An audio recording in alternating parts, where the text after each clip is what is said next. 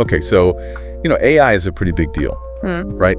And a lot of folks are kind of curious, even a little anxious about how it's going to affect jobs in the future. Yeah, for sure. And we're diving into a couple of super interesting sources today. Okay. Will AI replace my job? Mhm. And how will AI change the world in the next 5 years? Okay.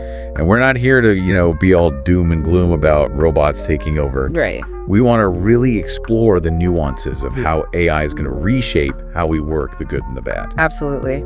I think it's really helpful to remember that AI isn't the first big tech shift to kind of shake things up. We Right. can look back at history and see how things like the Industrial Revolution, the introduction of ATMs, even personal computers, Yeah. all of those had huge impacts on jobs at the time. Totally. I mean, think about the Luddites smashing those textile machines. Exactly. People were freaked out then too, but it wasn't just about job losses, right? Like a whole bunch of new industries and types of work popped up. Absolutely. And that's the key point. The historical pattern hasn't been like widespread job elimination.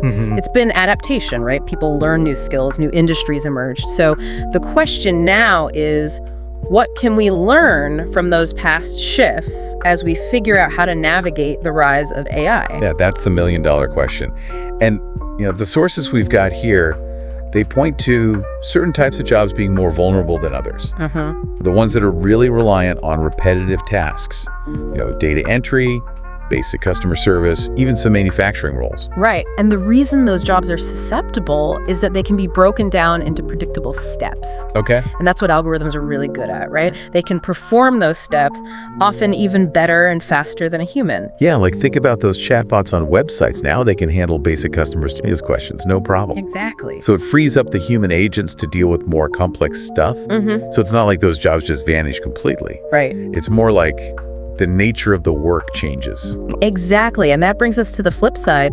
The types of jobs that AI, at least for now, has a harder time replicating. Right. And the sources highlight jobs that require, those uniquely human skills. Yes. Creativity, critical thinking, empathy, Yeah. all those nuanced judgment calls. Yeah. You just can't program into an algorithm. Right. Like imagine a doctor making a diagnosis AI can analyze medical images incredibly accurately, even better than humans in some cases. Wow.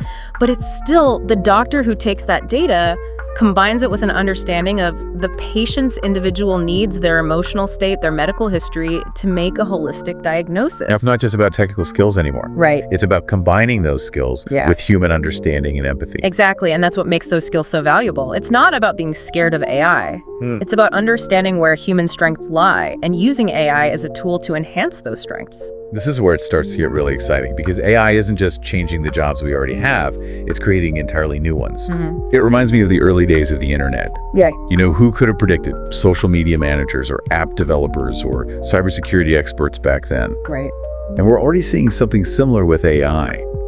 There's huge demand for AI engineers, the people who design and build these systems, Yes. data scientists who use algorithms to find insights from massive amounts of data.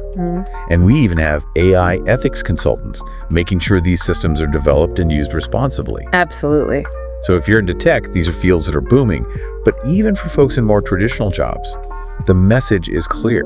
Upskilling is key because AI is going to be woven into pretty much every industry. Yeah, I think that's right.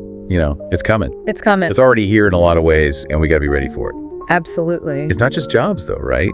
These sources, they talk about how AI is impacting like every part of our lives, healthcare, education, even creative stuff. Yeah, absolutely. In healthcare, for example, we're seeing some really remarkable breakthroughs.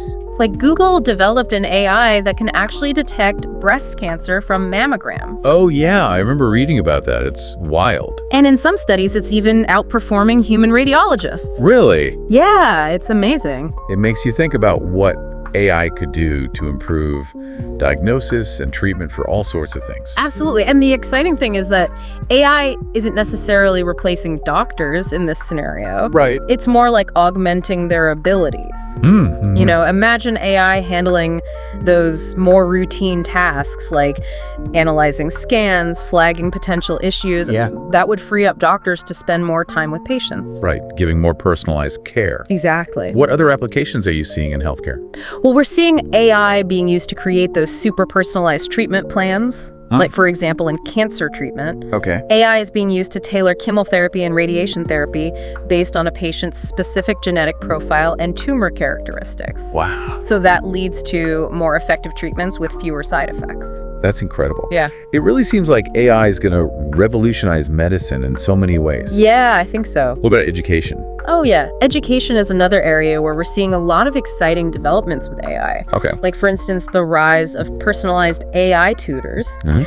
These systems can adapt to different learning styles, pinpoint where students are struggling, and offer targeted support. It's like having a 247 personal tutor. Right. That could be huge for students who need that extra help. Absolutely. But what does that mean for teachers then?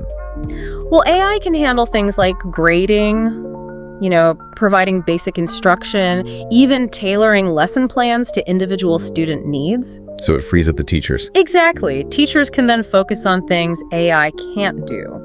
Mentoring students, encouraging critical thinking, fostering a love of learning. It seems like AI could actually empower teachers Yeah. to focus on those really human aspects of education. Right. That stuff that makes a difference. Yeah. The sources also talk about AI's impact on creative fields, which I find super fascinating. Me too. It's really interesting. Like, we're seeing AI write books, compose music, even create incredible visual art.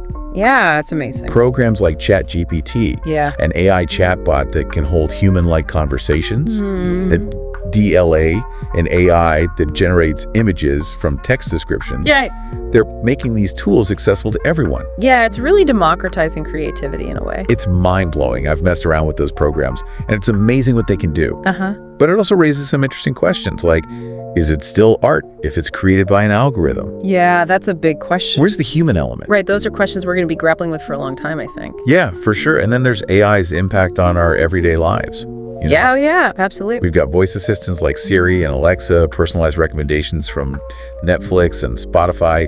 Self-driving cars are starting to hit the roads. It's true. It's easy to kind of take those technologies for granted now. But it wasn't that long ago that the idea of talking to our phones or having a car drive itself seemed like something out of science fiction. Oh, yeah, totally. And this is just the beginning, right? Right.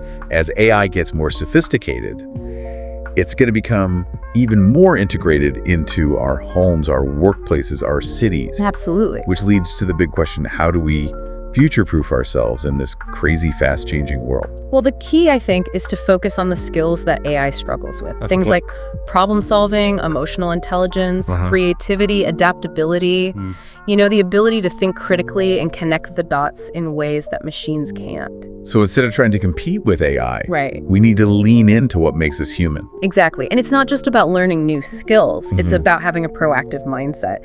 Don't be afraid of AI. Embrace it. Learn how to work with it. Use it to enhance your own abilities. Right.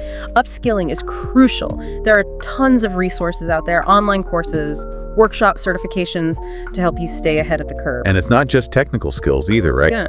No, not at all. The sources talk about how soft skills, communication, collaboration, leadership, those are becoming even more important. Absolutely, because at the end of the day, it's those human qualities that will set us apart. Right. Our ability to empathize, to connect, to inspire, to solve problems creatively.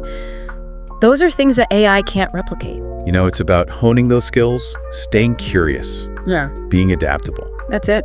We've talked about a lot, from the jobs AI might impact the most to how it's changing things like healthcare and education. Yeah, a lot to unpack.